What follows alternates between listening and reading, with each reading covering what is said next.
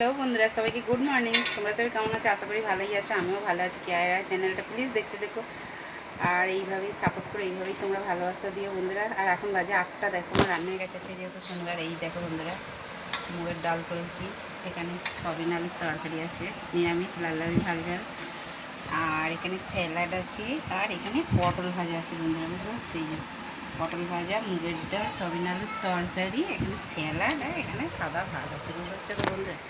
আজকে এই মেনু আমার রান্নায় গেছে, এই মেনু আজকে। আর প্লিজ প্লিজ কেয়ার চ্যানেলটা দেখতে দেখো, আর সাবস্ক্রাইব না করা থাকলে একটু সাবস্ক্রাইব করো, একটু লাইক করো, কমেন্ট করো বন্ধুরা, ঠিক আছে। আর এইভাবে ভালোবাসা দিও, আর একটু বিশেষ করে একটু শেয়ার করো বন্ধুরা, ছোটো আর লাইক ফাইক করো, একটু কমেন্ট করছো না, আমার ভালো লাগছে না কিন্তু।